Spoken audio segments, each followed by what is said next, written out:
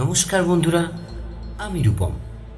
তোমাদের সকলকে স্বাগত জানাই থ্রিলার পিডিয়া বাংলা ইউটিউব চ্যানেলে।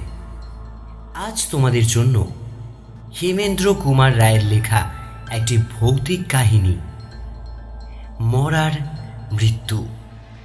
তো বেশি কিছু না বলে চলো গল্পে যাওয়া যাক। যে ঘটনাটার কথা বলবো সেটা কেউ বিশ্বাস করবেন কিনা আমি জানি না। সত্যি কথা বলতে কি, এটা বিশ্বাস করবার মতো কথাও নয়। বিংশ শতাব্দীতে কলকাতা শহরে বসে এমন ঘটনার ধারণাও করা অসম্ভব। যদিও কলকাতার মেডিকেল কলেজের ছাত্র দিলীপ কুমার সেন এই ঘটনার আগাগোড়ায় লিপিবদ্ধ করে রেখেছে এবং তার সাক্ষীরও অভাব নেই, তবু সমস্ত রহস্যই যে স্পষ্ট ও পরিষ্কার হয়েছে এমন কথা বলা যায় না। যেসব ঘটনা অলৌকিক, পার্থিব জগতে তাদের অস্বাভাবিকতার যুক্তিসঙ্গত কারণ আবিষ্কার করা সম্ভব নয়, আমরাও সে চেষ্টা করব না। কেবল সোজা কথায় সমস্ত ব্যাপারটা শ্রোতাদের কাছে বর্ণনা করব। যাদের বিশ্বাস করতে ইচ্ছে হবে না তাদের বিরুদ্ধে আমার কিছুই বলবার নেই।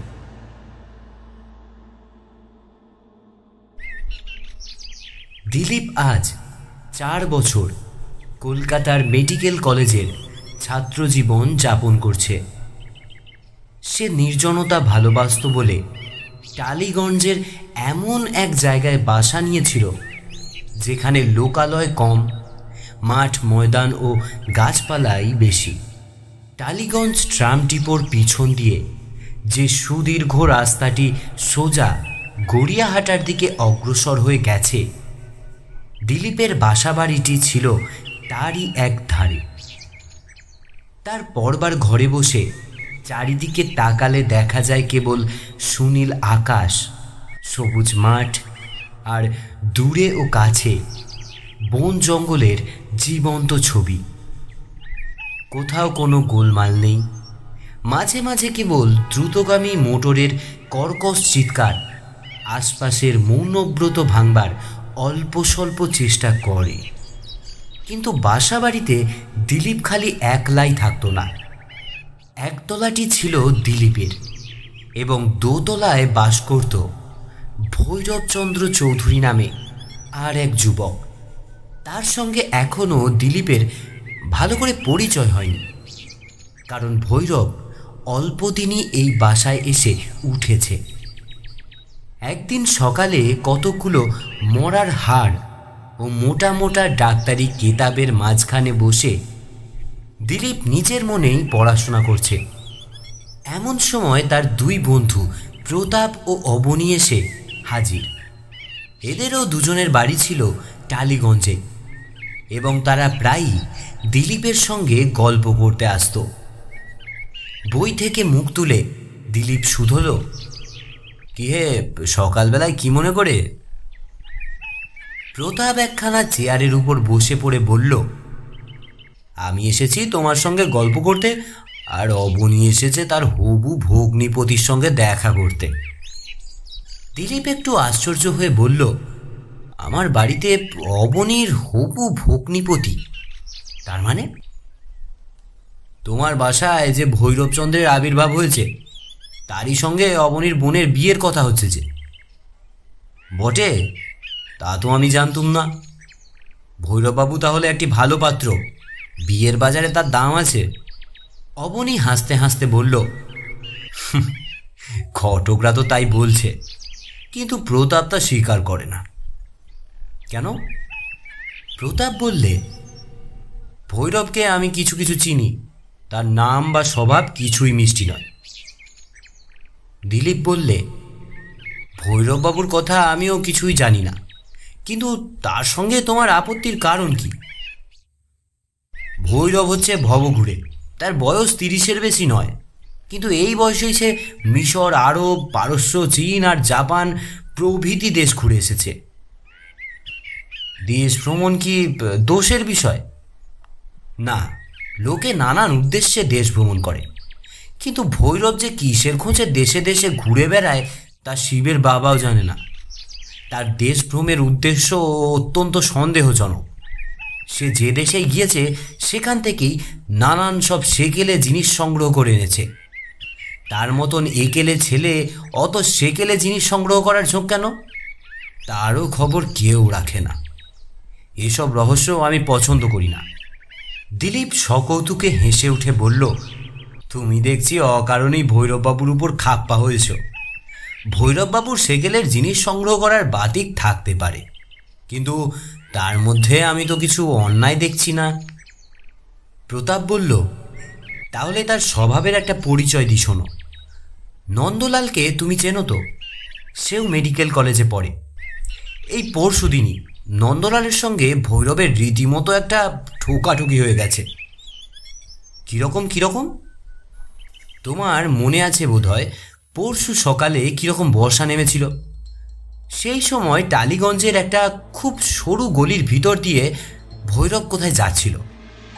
পথের ওদিক দিয়ে মাথায় একটা মস্ত বড় শাকসবজির ঝুড়ি নিয়ে এক বুড়ি আসছিল বাজারের পানে। বদমাইশ ভৈরবটা কি করলো জানো? সেই বুড়ি বেচারিটিকে এমন এক ধাক্কা মেরে এগিয়ে গেল যে ঝুড়ি শুদ্ধ বুড়ি পড়ল গিয়ে পাশের এক খানার ভিতরে গুঁজে। দৈবক্রমে নন্দলালও ঠিক সেই সময়ই সেখানে এসে পড়ে। ভৈরবের এই নিষ্ঠুরতা দেখে নন্দলাল একেবারে ক্ষেপে গেল। সে তখনই ভৈরবকে রীতিমতো উত্তম মধ্যম দিতে কসুর করল না। তারপর থেকে ভৈরবের সঙ্গে নন্দলালের কথা বন্ধ হয়েছে। এখন বলো দেখি, এর পরেও কি আর ভৈরবের উপর কারুর শ্রদ্ধা থাকতে পারে? এই লোকের সঙ্গে অবনী দিতে চায় নাকি তার বোনের বিয়ে। আশ্চর্য বটে। অবনী অপ্রতিভ স্বরে বলল, কি করব ভাই, বাবার ইচ্ছার বিরুদ্ধে আমার কি কথা কওয়া উচিত? ভৈরব নাকি ধনীর ছেলে, তার উপরে গ্র্যাজুয়েট। বাবার মতে এমন পাত্র নাকি হাতছাড়া করতে নেই। আমি আজ পাকা দেখার দিন স্থির করে এসেছি। প্রতাপ বললে, তাহলে তুমি তাড়াতাড়ি ভৈরবচন্দ্রের চন্দ্রমুখ দর্শন করে এসো। ততক্ষণে আমি দিলীপের স্টোভ জেলে একটু চা তৈরির চেষ্টা করি। দিলীপ আবার একটা মরার মাথার খুলি টেনে নিয়ে বলল, দেখো ভাই অবনী, বিয়ের পরে তোমার বোন সুখী হবে কিনা জানি না, কিন্তু বিয়ের দিনে যেন আমরা লুচি মন্ডা থেকে বঞ্চিত না হই। চা পান করে প্রতাপ চলে গেলে দিলীপ আবার ভালো করে পড়ায় মন দেওয়ার চেষ্টা করছে। এমন সময় হঠাৎ বিষম তোরে বৃষ্টি নামল। টালিগঞ্জের সেই নির্জন ও অন্ধকার মাঠের শূন্যতা বৃষ্টি ও ঝড়ের কোলাহলে পূর্ণ হয়ে উঠল। দিলীপ উঠে জানলাগুলো বন্ধ করে ঘরের দরজাটাও বন্ধ করতে যাচ্ছে, এমন সময় অবনী নিচে নেমে এসে ব্যস্ত হয়ে বলল, দরজা বন্ধ করো কি হে, এই বৃষ্টিতে আমি যাব কোথায়? দিলীপ বললে, কে তোমায় যেতে বলেছে? ঘরের ভিতরে এসো, ইজি চেয়ারে শুয়ে চুপ করে বৃষ্টির গান শোনো, আর আমি নিজের মনে পড়াশোনা করি। অবনী ঘরে ঢুকে ইজি চেয়ারে বসে পড়ে বলল, এই বাদলায় রাখো তো পড়াশোনা, এসো খানিকটা গল্প গুজব করা যাক। দিলীপ অনিচ্ছা সত্ত্বেও বই মুড়ে বলল, আজ যখন শনি অবতার তোমার মধ্যে আবির্ভাব হয়েছে, তখন আমার লেখাপড়া যে হবে না সেটা আমি বুঝতেই পেরেছিলাম। বেশ, তোমার ইচ্ছাই পূরণ হোক। বাইরে পড়তে লাগলো বৃষ্টি, আর ভিতরে চলতে লাগলো দুই বন্ধুর গল্প। 1 ঘন্টা পরেও বাইরের বৃষ্টি ও ভিতরের গল্প থামবার কোনো লক্ষণই দেখা গেল না। ঘরের ঘড়িতে টুংটুং করে যখন 11টা বেজে গেল, অবনীর তখন খেয়াল হলো যে তাকে আজ বাড়ি ফিরতে হবে। কিন্তু জানলার উপরে তখনও ঝোড়ো হাওয়ার ধাক্কার সঙ্গে বৃষ্টি পড়ার অশ্রান্ত শব্দ হচ্ছে। দিলীপ বলল, অবু, আজ বাড়ি ফেরার কথা ভুলে যাও, এখান থেকে বেরুলে তোমাকে সাঁতার কাটতে হবে। অবনী উঠে দাঁড়িয়ে বলল, তাই সই, বাবা আমার অপেক্ষায় বসে আছেন সব কথা শোনবার জন্য, চললুম। সে এগিয়ে গিয়ে ঘরের দরজা খুলল। সঙ্গে সঙ্গে সেই বৃষ্টি ও ঝড়ের শব্দের ভিতরেই বাহির থেকে ভেসে এলো একটি ভীত আর্তচিৎকার। অবনী চমকে ফিরে দাঁড়ালো। দিলীপও লাফ মেরে উঠে দাঁড়িয়ে বিস্মৃত কণ্ঠে বললে, কে চিৎকার করল? দুই বন্ধুই দরজার কাছে উৎকর্ণ হয়ে দাঁড়িয়ে রইল। আগেই বলেছি, দিলীপের বাসা যে জায়গায় তার আশেপাশে কোনো লোকালয় নেই। এই ঝড় জলে পথেও কোনো লোক থাকবার কথা নয়। এখানে কে চিৎকার করবে? অবনী ভয়ে ভয়ে বলল, অন্ধকারে পথে কেউ মোটর চাপা পড়ল নাকি?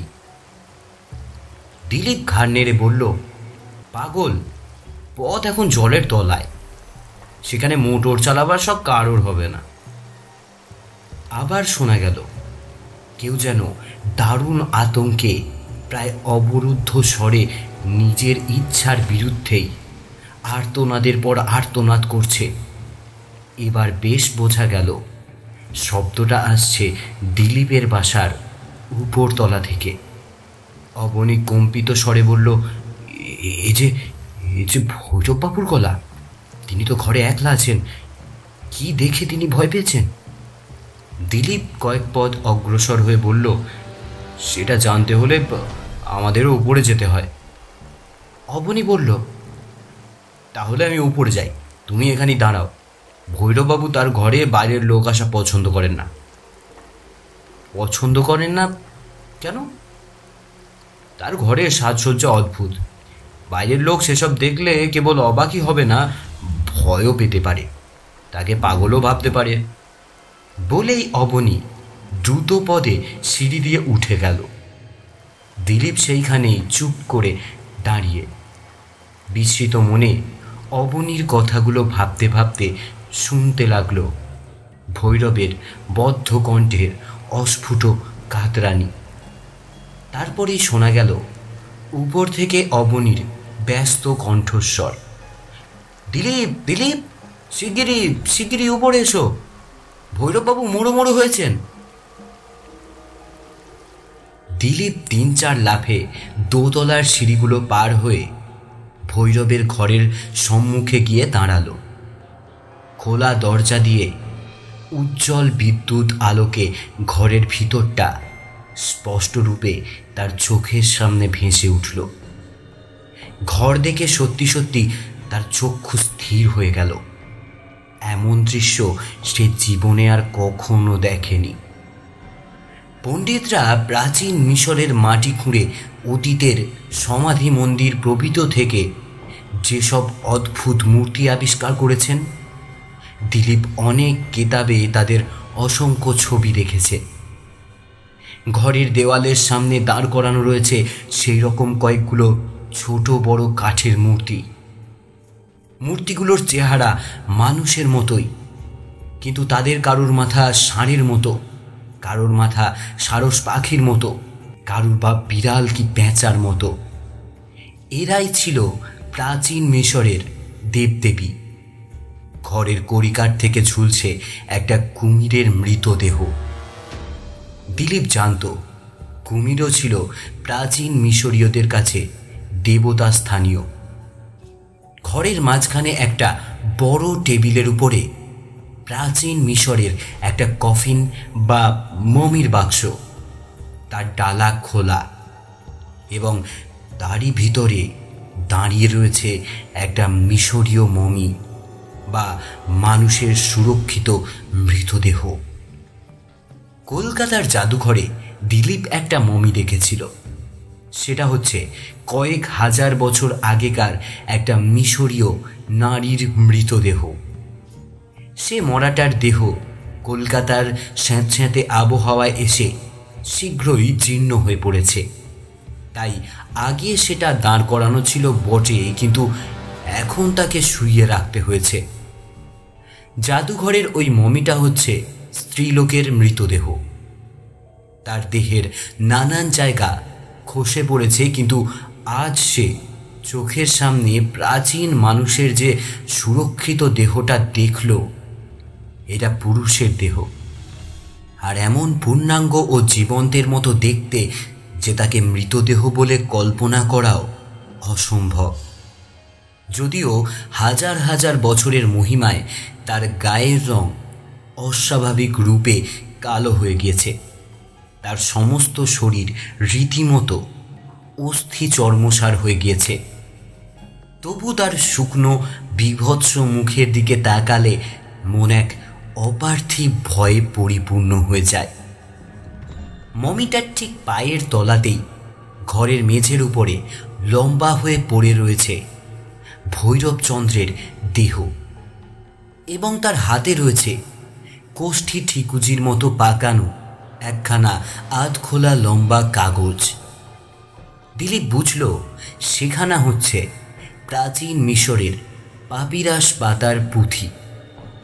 অবনী কাতর কণ্ঠে বলে উঠল, ভৈরববাবু বোধহয় আর বাঁচবেন না। দিলীপ হচ্ছে মেডিকেল কলেজের ছাত্র, এত সহজে কাতর হওয়ার পাত্র নয়। সে ধীরে ধীরে এগিয়ে ভৈরবের পাশে গিয়ে বসে পড়ল এবং তার দেহটা পরীক্ষা করে বলল, ভয় নেই অবনী, ভৈরববাবু কেবল অজ্ঞান হয়ে গেছে। তুমি এগিয়ে এসে এর পা দুটো ধরো, মাথার দিকে আমি ধরছি। এখন চলো, একে ওই সোফার উপর শুইয়ে দিতে হবে। জলের কুঁজোটা নিয়ে এসো, ভৈরববাবুর মুখে আর বুকে জলের ছাপটা দাও। কিন্তু এর এমন দশা হওয়ার কারণ কি? অবনী বলল, জানি না, ঘরে এসে ওকে আমি এই অবস্থায় দেখেছি। দিলীপ ভৈরবের বুকের উপর হাত রেখে বলল, এর বুক যেন হাঁপড়ের মতো উঠছে নামছে, বেশ বোঝা যাচ্ছে ভয়ানক কিছু দেখেই ইনি ভীষণ ভয় পেয়েছেন। অবনী বলল, তাহলে তো হয়তো যত নষ্টের গোড়া ওই মমিটা। মমি কিরকম? ওই কত হাজার বছরের পুরনো মরা দেখলে কান্না ভয় হয়। জ্যান্ত মানুষের পক্ষে এসব ভুতুড়ে ব্যাপার নিয়ে ঘাঁটাঘাঁটি করা ভালো নয়। কিছুকাল আগে আর একবারও একে আমি এই অবস্থায় দেখেছিল। সেদিনও ইনি ওই ভুতুড়ে মূর্তির পায়ের তলায় এমনইভাবে অজ্ঞান হয়ে পড়েছিলেন। মমিটাকে নিয়ে ইনি কি করতে চান কে জানে। ভৈরববাবুর মাথায় বোধহয় ছিট আছে। এইসব জিনিস নিয়ে নাড়াচাড়া করাই হচ্ছে ওর বাতিক। আমি কত মানা করি, বলি জীবন্তের সঙ্গে মৃতের সম্পর্ক রাখা ভালোও নয়, উচিতও নয়। শুনে উনি হাসেন, বলেন, এ হচ্ছে আমার সব সাধনা। চুপ, রোগীর জ্ঞান ফিরে আসছে। ভৈরবের মুখ এতক্ষণ সাদা ফ্যাকাশে দেখাচ্ছিল, এইবার তার উপরে একটু একটু করে রঙের আভাস ফুটে উঠেছে। তার শ্বাস প্রশ্বাসও ক্রমশ স্বাভাবিক হয়ে এলো। খানিক পরে এসে চোখ খুলে ঘরের এদিক ওদিক তাকিয়ে দেখল। হঠাৎ তার চোখ পড়ল মমির দিকে। সঙ্গে সঙ্গে এসে উঠে বসল এবং তারপরই এক লাফে এগিয়ে গিয়ে পাকানো পাপিরাস কাগজের সেই পুঁথিখানা তুলে তাড়াতাড়ি টেবিলের একটা টানার ভিতরে পুড়ে ফেলল। তারপর ফিরে দাঁড়িয়ে ক্রুদ্ধস্বরে বলে উঠল, আমার ঘরে বাইরের লোক কেন? আপনাদের কি দরকার? অবনী আহত স্বরে বলল, দরকার আমাদের কিছুই নেই। আপনি চিৎকার করে কাঁদছিলেন, তাই শুনে আমরা এদিকে এলাম। ভৈরব অপ্রতিভ স্বরে বলল, এই যে দিলীপ বাবু, আমার এখন মাথা ঠিক নেই, কি বলতে কি বলে ফেলেছি। আপনারা আমাকে মাফ করবেন। ভাগ্যিস আপনারা এসেছিলেন, না হলে কি যে হতো জানি না। ওহো, আমি কি নির্বোধ। বলতে বলতে আবার সোফার উপরে উঠে গিয়ে বসে পড়ে দুই হাতের ভিতর মুখ ঢেকে ফেললে। অবনী ভৈরবের কাছে গিয়ে তার মাথার উপর হাত রেখে বলল, ভৈরববাবু, আপনি আগুন নিয়ে খেলা করছেন। নিশুদ রাতে মমি নিয়ে নাড়াচড়া করা মানুষের উচিত নয়। কিসে কি হয়ে যায় বলা যায় না। ভৈরব মুখ তুলে মৃদু স্বরে বলল, অবনীবাবু, আমি যা দেখেছি তা যদি আপনি দেখতেন তাহলে এতক্ষণে নিশ্চয়ই পাগলই হয়ে যেতেন। কি দেখেছেন আপনি? ভৈরব হঠাৎ গলার স্বর বদলে বলল, না এমন কিছু নয়। আমি বলছি কি, দুপুর রাতে মমের সঙ্গে থাকতে হলে অনেকেরই সাহসে কুলোবে না। এ কি, আপনারা চলে যাচ্ছে নাকি? না না, এখনই যাবেন না, আর একটু বসুন। অবনী বলল, ঘরের ভিতরে কিসের গন্ধ? দম যেন বন্ধ হয়ে আসছে। টেবিলের উপরের একটা পাত্র থেকে শুকনো পাতার মতো কতগুলো তুলো নিয়ে একটা জ্বলন্ত ধুনুচির ভিতরে নিক্ষেপ করে ভৈরব বলল, এ হচ্ছে মিশরী পুরুষদের পবিত্র ধুনো। আচ্ছা অবনীবাবু, আমি কতক্ষণ অজ্ঞান হয়েছিলুম? বেশিক্ষণ নয়, ওই মিনিট 5-6। ভৈরব একটা দীর্ঘশ্বাস ফেলে বলল, অচেতনতা হচ্ছে এক অদ্ভুত জিনিস। অচেতনতার মধ্যে সময়ের মাপ নেই। অজ্ঞান হয়ে থাকলে কেউ বুঝতে পারে না তার অসরতার ভিতর দিয়ে কয়েক মুহূর্ত কি কয়েক সেকেন্ড কেটে গেছে। টেবিল উপরে ওই যে মৃত মানুষটিকে দেখছেন, প্রাচীন মিশরে ও বেঁচে ছিল 4000 বছর আগে। কিন্তু ওকে যদি এখনই জাগাতে পারা যায়, ও হয়তো বলবে মিনিট খানেক আগেও ও বেঁচে ছিল। দিলীপবাবু, এই মমিটা খুব চমৎকার নয়? পচা মরা কাটাই হচ্ছে দিলীপের ব্যবসা। নরদেহের নারী নক্ষত্র তার জানা আছে। মমিটার সামনে গিয়ে দাঁড়িয়ে সে তাকে ভালো করে আবার দেখতে লাগলো। তার দেহের মাংস শুকিয়ে গেছে বটে, কিন্তু কোথাও কোনো অঙ্গ প্রত্যঙ্গের অভাব নেই। হাড়ের উপরে চামড়া এখনো টাইট হয়ে চেপে আছে। দুই কানের উপর রুক্ষ ঝাঁকড়া চুলগুলো এখনো ঝুলে আছে। কোটরের ভিতরে বাদামের মতো দুটো তীক্ষ্ণ চোখ এখনো স্পষ্ট দেখা যায়। ভৈরব উঠে দাঁড়িয়ে মমির কপালের কোঁচকানো চামড়ার উপর হাত রেখে বলল, এই প্রাচীন ভদ্রলোকের নাম আমি জানি না।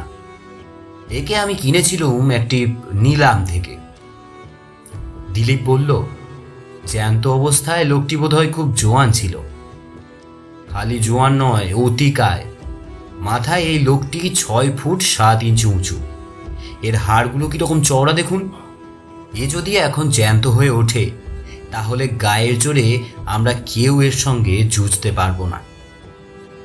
ভৈরব বেশ সহজভাবেই কথা কইবার চেষ্টা করলো বটে, কিন্তু দিলীপ স্পষ্ট বুঝতে পারল তার মনের ভিতরটা এখনো ভয়ে থমথম করছে। তার হাত কাঁপছে, তার ঠোঁট কাঁপছে, এবং তার চোখের দৃষ্টি থেকে থেকেই কেবলই সেই মমিটার মুখের দিকে ফিরে যাচ্ছে।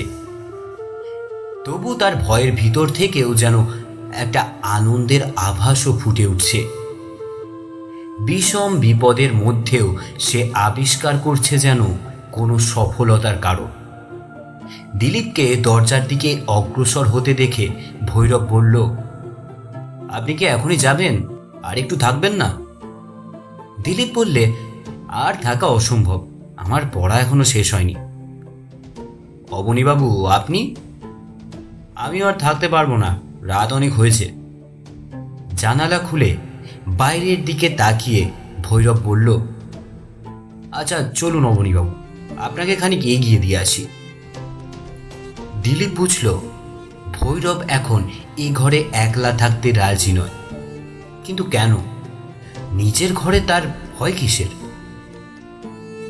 তারপর থেকেই দিলীপের সঙ্গে ভৈরব রীতিমতো মাখামাখি শুরু করে দিল। যদিও দিলীপ খুব মিশুকে লোক ছিল না, এবং ভৈরবের কর্কশ স্বভাব তার বিশেষ ভালো লাগতো না, তবুও সাধারণ ভদ্রতার অনুরোধে ভৈরবের সঙ্গে তাকে অল্প বিস্তর মেশামেশি করতেই হতো। ভৈরব প্রায়ই তার কাছ থেকে নানা শ্রেণীর বই পড়বার জন্য নিয়ে যেত, এবং সেও মাঝে মাঝে তার কাছ থেকে ভালো ভালো বই চেয়ে আনত। এইভাবেই দিন কয়েক পরে পরিচয় কিঞ্চিত ঘনিষ্ঠ হলে দিলীপ বুঝতে পারল যে নানা বিষয়েই ভৈরব হচ্ছে অসাধারণ পণ্ডিত। জ্ঞানে বিজ্ঞানে দিলীপ তার কাছে প্রায় শিশু। প্রাচীন মিশর সম্পর্কে তার চেয়ে বিশেষজ্ঞ লোক বোধ হয় সারা ভারতবর্ষে নেই। দিলীপ একবার কৌতূহলী হয়ে জিজ্ঞেস করল, আচ্ছা ভৈরব বাবু, প্রাচীন মিশরীয়রা মরাকে মমি করে কবর দিত কেন? ভৈরব বলল, প্রাচীন মিশরের বিশ্বাস ছিল আত্মা অমর। পৃথিবীতে মৃত্যুর পরে আর অনন্ত জীবন আরম্ভ হওয়ার আগে দেহ ছেড়ে আত্মা কিছুকাল আলাদা হয়ে থাকে বটে, কিন্তু তারপর আবার পার্থিব দেহের ভিতরেই ফিরে আসে। আত্মা আর দেহের এই পুনর্মিলনের আগেই নশ্বর দেহ পাছে নষ্ট হয়ে যায়, সেই ভয়ে মিশরীয়রা নানা রকম রাসায়নিক প্রক্রিয়ার সাহায্যে দেহকে চিরস্থায়ী করে রাখবার চেষ্টা করত।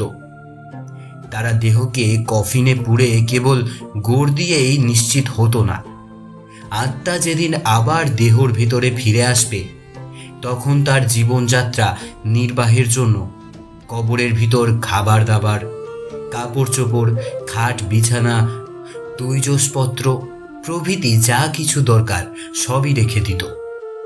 রাজা রাজরা আর সম্ভ্রান্ত ব্যক্তিদের মৃত্যু হলে তাদের দাস দাসীদেরও দেহের সঙ্গেই কবরে যেতে হতো, অর্থাৎ তাদের হত্যা করে দেহগুলো কবরে পাঠানো হতো, যাতে করে দেহের ভিতরে ফিরে এসে রাজার আত্মা লোকাভাবে কষ্ট না পায়। ভৈরববাবু, আপনি কি এই বিশ্বাস সত্যি বলে মনে করেন? আমি কি সত্যি বলে ভাবি সে কথা শুনে কি হবে, তবে প্রাচীন মিশরের পুরুতরা যে মমিকে বাঁচিয়ে তোলার মন্ত্র জানত, এটা হয়তো মিথ্যা নয়। সে মন্ত্র এখন আর কেউ জানে না। প্রাচীন মিশরে যে অদ্ভুত মানুষরা বাস করত তাদের কেউ আর বেঁচে নেই। মমি রূপে নষ্ট হয়নি কেবল তাদের দেহগুলো, তবে পুরনো পাপিরাস পাতার গুটানো পুঁথিতে মরা জাগানো মন্ত্রতন্ত্র এখনো পাওয়া যেতে পারে, কিন্তু সেসব পুঁথি এখন অত্যন্ত দুর্লভ। আপনি প্রাচীন মিশরের ভাষা জানেন? জানি। তাদের মরা জাগানোর মন্ত্র আপনি কখনো পড়েছেন? আমি না, সে সৌভাগ্য আমার হয়নি বলেই ভৈরব অন্য প্রসঙ্গ তুলল। কিন্তু সে প্রসঙ্গটাও হচ্ছে মমির প্রসঙ্গ। সে বলল, প্রাচীন মিশরের মানুষরা তাদের সভ্যতা আর অনেক গুপ্ত কথা নিয়ে পৃথিবী থেকে চিরকালের মতো লুপ্ত হয়ে গেছে বটে। মমিদের জ্যান্ত মানুষ করে তোলবার বিদ্যাও আজ কেউ জানে না বটে, কিন্তু মিশরের পুরনো গোরস্থানের মধ্যে আজও যে দেহহীন আত্মারা জীবন্ত হয়ে আছে, মিশর সম্বন্ধে বিশেষজ্ঞ অনেক বিলাতি পণ্ডিত এই বিজ্ঞানের যুগেও সে সন্দেহ প্রকাশ না করে পারেননি। বিলাতি সংবাদপত্রে প্রায়ই পড়া যায়, কৌতূহলী সাহেব ভ্রমণকারীরা মিশর থেকে মমি কিনে বিলাতে নিয়ে গিয়ে নানান অলৌকিক কাণ্ড দেখেছেন, আশ্চর্য সব বিপদে পড়েছেন। কবর থেকে বার করে আনলে মমি যে অভিশাপ বহন করে আসে, এই কথা তো এখন চলতি বিলাতি প্রবাদের মতো হয়ে দাঁড়িয়েছে। যে সমস্ত বিখ্যাত সাহেব পণ্ডিত মাটি খুঁড়ে প্রাচীন মিশরের কবর ঘেঁটে তছনছ করেন, তাদের অনেকেই যে পরে নানা দৈব দুর্ঘটনার অপঘাতে মারা গেছে, এ কথাও সবাই জানে। এসব দেখে শুনে স্বীকার করতে হয় যে আজ আমরা যাদের মমি দেখি তাদের আত্মা এখনো মরেনি। নিজেদের পার্থিব দেহকে এখনো তারা ভালোবাসে, এখনো সুযোগ পেলেই আবার সেই দেহে ফিরে আসতে চায়।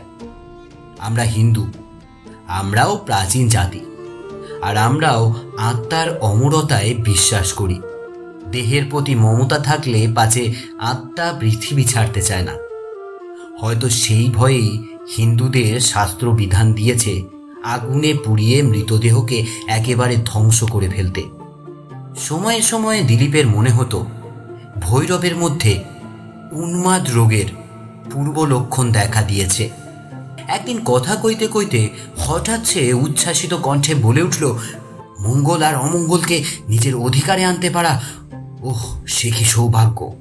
স্বর্গের দেবতা আর নরকের দেবতাকে যদি আমার হাতের মুঠোয় পাই, তাহলে আমি পৃথিবী শাসন করতে পারি। আরেকদিন সে বলল, অবনীর বোনকে আমি বিয়ে করব বটে, কিন্তু অবনী কোনো কর্মেরই নয়। অবশ্য মানুষ হিসেবে অবনী ভালো লোক, কিন্তু যার উচ্চাকাঙ্ক্ষা আছে সে তার যথার্থ বন্ধু হতে পারবে না। সে আমার বন্ধু হওয়ার যোগ্য নয়। আজ কদিন থেকে তাকে আবার নতুন রোগে ধরেছে। দিলীপ নিচে থেকে প্রায় শুনতে পায় উপরে ঘরে একলা বসে ভৈরব নিজের সঙ্গে নিজে কথা কয়। গভীর রাতে দিলীপ পড়াশোনা করছে। উপরের ঘরে বাইরের জনপ্রাণী নেই, অথচ চারিদিকের নিস্তবতার মধ্যে বেশ শোনা যায় ভৈরব খুব মৃদু স্বরে প্রায় ফিস ফিস করে, আপন মনে কথাবার্তা বলে। তার এই অদ্ভুত অভ্যাসে বিরক্ত হয়ে দিলীপ একদিন বলল, ভৈরববাবু, নিজের সঙ্গে নিজেই গল্প করতে কি আপনার খুব ভালো লাগে? ভৈরব চমকে উঠে বলল, আমি কি নিজের সঙ্গে গল্প করি? না না, আপনি ভুল শুনেছেন। কিন্তু দিলীপ ভুল শোনেনি। শীঘ্রই সে প্রমাণ পাওয়া গেল। কেষ্ট হচ্ছে দিলীপের পুরনো চাকর। সে একদিন বলল, বাবু একটা কথা জিজ্ঞেস করব। কি কথা? ওপরের ঘরের ওই বাবুটির মাথা কি খারাপ হয়ে গেছে? কেন? আমার তো তাই মনে হয়। ঘরে কেউ নেই, তাও তিনি কি সব কথা বলেন।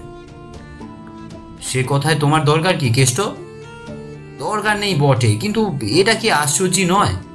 এর চেয়েও আশ্চর্য কি জানেন? বাবুটি যখন নিজের ঘরের দরজায় চাবি বন্ধ করে বাড়ির বাইরে বেরিয়ে যান, তার ঘরের ভিতরে মেঝের উপর ভারী ভারী পা ফেলে তখন ওকে বেরিয়ে বেড়ায়। বাবু, এসব আমার ভালো লাগে না। এসব ভালো কথা নয়, আমার ভারী ভয় হয়। কি বাজে বকছো? বাজে নয় বাবু, বাজে নয়। আমি নিজের কানে শুনেছি। কেবল ঘরের ভিতরে নয় বাবু, একদিন বাইরেও পায়ের আওয়াজ শুনতে পাই। একদিন হলো কি, আমি উঠোনের কোণে আমার ঘরের সামনে বসে তামাক ছাড়ছি। তখন সন্ধে উতরে গেছে। উঠোনের দিকে ওদিকটা অন্ধকার। বাসায় কেউ ছিল না বলে সদর দরজায় খিল দিয়ে রেখেছি। হঠাৎ শুনলুম সিঁড়ি দিয়ে কে যেন নেমে আসছে। বাসায় কেউ নেই, তবু সিঁড়ি দিয়ে কে নামে? আমি শুধুলুম, কে যায়? সাড়া পেলুম না, কিন্তু উঠোনের যেখানটা অন্ধকার সেখানে শুনলুম কার পায়ের শব্দ। তারপরই দুম করে সদরের খিল খুলে গেল, আর দরজা খুলে আবার বন্ধ হয়ে গেল। এ কি কাণ্ড বাবু! কেষ্ট, ভৈরববাবু নিশ্চয়ই তোমার অজান্তে বাসায় ছিলেন, বেরিয়ে গিয়েছিলেন তিনি। তাহলে তিনি সাড়া দিলেন না কেন? সেটা তার খুশি। তাহলে আর একটা কথা বলি, শুনুন। ভৈরববাবুর খাবার আসে রোজ হোটেল থেকে, জানেন তো? এতদিন দুবেলা একজনের জন্যই খাবার আসতো, কিন্তু হোটেলের চাকরের মুখে শুনলুম আজকাল রোজ রাতে খাবার আসে দুজনের জন্য। ভৈরববাবু একলা, কিন্তু তার ঘরে রাত্রে দুজনের খাবার যাবে কেন? সে খাবার কে খায়? ভৈরববাবুই। হয়তো তার খিদে বেশি, একজনের খাবারে কুলোয় না। কিন্তু তার খিদে কি রাতেই বাড়ে? সকালে তো দুজনের খাবার আসে না। আর আগে তো তার এত রাক্ষুসে খিদে ছিল না। হঠাৎ রাতেই খিদে বাড়লো কেন? যখন থেকে আশ্চর্য পায়ের শব্দ পাচ্ছি, তার খিদে বেড়েছে তখন থেকেই। কেষ্ট, তুমি একটা রাবিশ। বিশ্বাস করছেন না, কি আর বলবো। এই বলে কেষ্ট চলে গেল। দিলীপ অবাক হয়ে ভাবতে লাগলো, ভৈরব যখন ঘরে থাকে না, তখন কে সেখানে চলাফেরা করতে পারে? ভৈরব কি তার ঘরের ভিতরে অন্য কোনো লোককে লুকিয়ে রেখেছে? সে কে, আর লুকিয়েই বা রাখবেন কেন? আজ কেষ্ট যে এই দুজনের খাবারের কথা বলল, সেটাই বা কি ব্যাপার? যদি ধরি ভৈরবের ঘরে কেউ লুকিয়ে আছে আর দুজনের খাবার আসে সেই জন্যই, তাহলে রোজ সকালের খাবার দুজনের আসে না কেন? সকালে সে কি উপোস করে থাকে? এসবই যে ধাঁধার মতো গোলমেলে কাণ্ড। কেষ্টকে ঠাট্টা করে উড়িয়ে দিলুম বটে, কিন্তু আমাকেও সেটা ভাবিয়ে তুলল। সে রাতে ভৈরব নেমে এসে দিলীপের সঙ্গে গল্প করছিল। কথা কইতে কইতে দিলীপ স্পষ্ট শুনতে পেল দোতলার ঘরের মেঝে কার পদশব্দে কেঁপে কেঁপে উঠছে। কে যেন ভারী ভারী পা ফেলে পায়চারি করে বেড়াচ্ছে। তারপরেই তুম করে উপরের দরজার আওয়াজ। দিলীপ সচমকে বলে উঠল, ভৈরববাবু, কে আপনার ঘরের দরজা খুললে? ভৈরব এক লাফে উঠে পড়ে একান্ত অসহায়ের মতো দাঁড়িয়ে রইল। তার মুখের ভাব দেখলে মনে হয় সে যেন ভয়ও পেয়েছে এবং দিলীপের কথা বিশ্বাসও করতে পারছে না। সে থেমে থেমে বলল, ঘরের দরজা নিশ্চয়ই আমি তালা দিয়ে এসেছি। হ্যাঁ, সে বিষয়ে কোনো সন্দেহ নেই, দরজা খোলা অসম্ভব। শুনুন ভৈরববাবু, শুনুন, সিঁড়ির উপরে পায়ের শব্দ শুনতে পাচ্ছি। কে নিচে নেমে আসছে? ভৈরব বেগে বাইরে ছুটে গিয়ে দিলীপের দরজার পান্না দুখানা চেপে বন্ধ করে দিলে এবং দ্রুত পদে সশব্দে সিঁড়ি বেয়ে উপরে উঠতে লাগল। সিঁড়ির মাঝখানে উঠে তার পায়ের শব্দ হঠাৎ থেমে গেল এবং তারপরে শোনা গেল ফিসফিস করে কথার আওয়াজ। খানিক পরে আবার দোতলা ঘরের দরজা বন্ধ হওয়ার শব্দ হলো। তারপর ভৈরব নিচে এসে ফের যখন দিলীপের ঘরে ঢুকল, তখন তার কপাল বেয়ে নেমে আসছে ঘামের দরদর ধারা। অবসন্নের মতো চেয়ারের উপর বসে পড়ে ভৈরব হাঁপাতে হাঁপাতে বলল, না, সব ঠিক আছে, ওই হতছাড়া কুকুরটার কাণ্ড আর কি। সেই দরজাটা খুলে ফেলেছিল, আমি তালা বন্ধ করতে ভুলে গিয়েছিলাম কি না। ভৈরবের বিকৃত মুখের দিকে স্থির দৃষ্টিতে তাকিয়ে দিলীপ বলল, আপনার যে আবার একটা কুকুর আছে, এ খবর তো আমার জানা ছিল না। হ্যাঁ, সবে পুষেছি, আবার তাড়িয়ে দেবো, জ্বালিয়ে মারলে। আমিও কুকুর ভালোবাসি, একবার তাকে আনুন না, দেখব। বেশ, তো সে না হয় আনবো, তবে আজ নয়। আজ আমার একটা জরুরি কাজ আছে, এখনই বাইরে যেতে হবে। ভৈরব তাড়াতাড়ি বেরিয়ে গেল, কিন্তু দিলীপ নিচে বসেই শুনতে পেল জরুরি কাজে বাইরে না গিয়ে সে নিজের ঘরে ঢুকে ভিতর থেকে দরজায় খিল বন্ধ করে দিল। দিলীপ মনে মনে খাপ্পা হয়ে উঠল। ভৈরব তাহলে পয়লা নম্বরের মিথ্যাবাদী। এমন কাঁচা মিথ্যে কথা কইল যে একটা শিশুকেও ফাঁকি দিতে পারবে না। ঘরে কুকুর আছে না ছাই আছে? সিঁড়ির উপর এইমাত্র যে পায়ের শব্দ শোনা গেল, কোনো কুকুরের পায়ের আওয়াজ সেরকম হতেই পারে না। দস্তুর মতো মানুষের পায়ের আওয়াজ। কেষ্ট তো ঠিক কথাই বলেছে, কিন্তু কে তার ঘরে লুকিয়ে আছে? কেন লুকিয়ে আছে? সে কি খুনে, চোর? পুলিশের ভয়ে এখানে এসে গা ঢাকা দিয়েছে?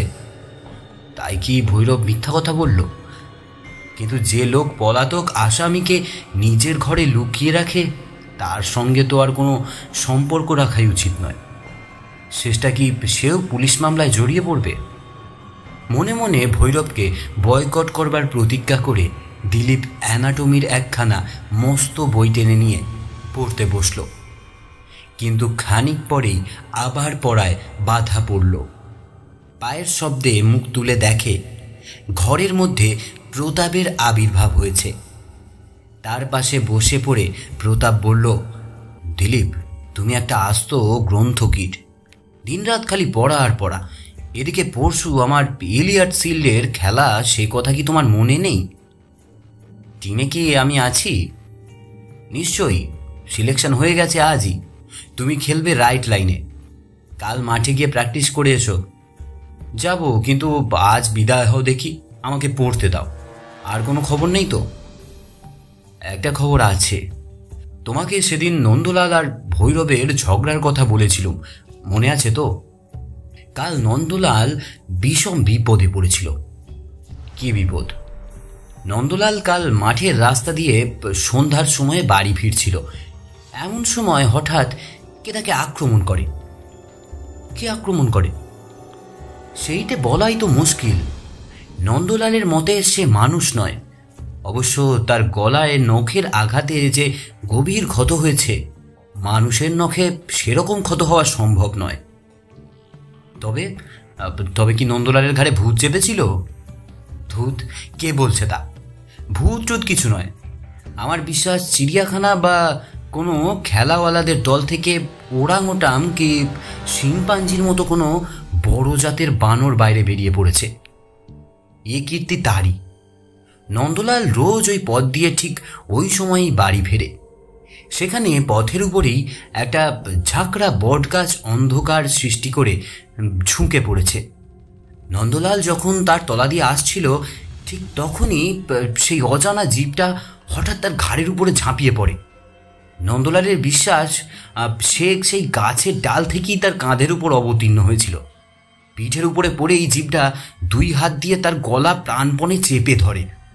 নন্দলালের মনে হচ্ছিল কে যেন ইস্পাতের ফিতে দিয়ে তার গলা চেপে ধরেছে। কেবল সেই ভীষণ হাত দুখানা তার গলার চারিধারে চাপের উপর চাপ দিতে থাকে। প্রাণের ভয়ে সে আকাশ ফাটানো আর্তনাদ করে ওঠে এবং তার চিৎকার শুনে কোথা থেকে 2 লোক ছুটে আসে। তাদের দেখেই সেই জীবটা চিতা বাঘের মতো ক্ষিপ্র গতিতে একটা পাঁচিলের উপর লাফ মেরে অদৃশ্য হয়ে যায়। নন্দলাল শুধু অনুভব করেছে একজোড়া লৌহ ইস্পাতের মতো মৃত্যু বাঁধন আর একটা মস্ত বড় অবচ্ছায়া। এছাড়া আর কিছুই সে জানে না। দিলীপ বলল, হয়তো সে কোনো খুনি ঠগির হতে পারে। হতে পারে, কিন্তু নন্দলাল বলে তা নয়। তার মতে যে তাকে আক্রমণ করে গলা টিপে ধরেছিল তার হাত দুখানা বরফের মতো কনকনে ঠান্ডা। কোনো জীবনের স্পর্শই সেরকম শীতল হয় না। নিশ্চয়ই এটা তার মনের ভ্রম, কিন্তু বেচারি ভয়ে একেবারে মুষড়ে পড়েছে। হ্যাঁ, ভালো কথা। তোমার বন্ধু ভৈরবচন্দ্র নন্দলালকে যেমন ভালোবাসে, বোধহয় এই খবর শুনলে আনন্দে নৃত্য করতে থাকবে। আমি তাকে খুব চিনি। সে কোনো শত্রুকেই ক্ষমা করে না। অতএব সাবধান, কোনোদিন তাকে ঘাঁটিও না। দিলীপ বললে, সে আমার মিত্রও নয়, শত্রুও নয়। তার সঙ্গে আমার সামান্য পরিচয় হয়েছে। তাকে আমার ঘাঁটাবার দরকার কি? তোমার কথা তুমিই বুঝবে। আমি শুধু বলে খালাস। কেবল এটুকু মনে রেখো, তার কাছ থেকে যত তফাতে থাকতে পারো ততই ভালো। এই বলে প্রতাপ ঘর থেকে বেরিয়ে গেল। দিলীপ আবার পড়ায় মন দেওয়ার চেষ্টা করল, কিন্তু তার মন তখন এমন চঞ্চল হয়ে উঠেছে যে ডাক্তারি কেতাবের কোনো কথাই সে দেখতে পেল না। থেকে থেকে তার মন কেবলই ছুটে যায় দোতলার এই বিচিত্র ঘরের অদ্ভুত লোকটির কাছে, যার চারিদিকেই রয়েছে অজানা রহস্যের এক মায়াময় অপার্থিবতা। তারই ফাঁকে ফাঁকে তার বিস্মিত চিত্ত নন্দলালের উপরে এই আশ্চর্য আক্রমণ নিয়ে আলোচনা করার জন্য ব্যস্ত হয়ে উঠল। ওই ভৈরবের স্বভাব আর নন্দলালের উপরে এই আক্রমণ, এদের মধ্যে নিশ্চয়ই কোনো যোগাযোগ আছে।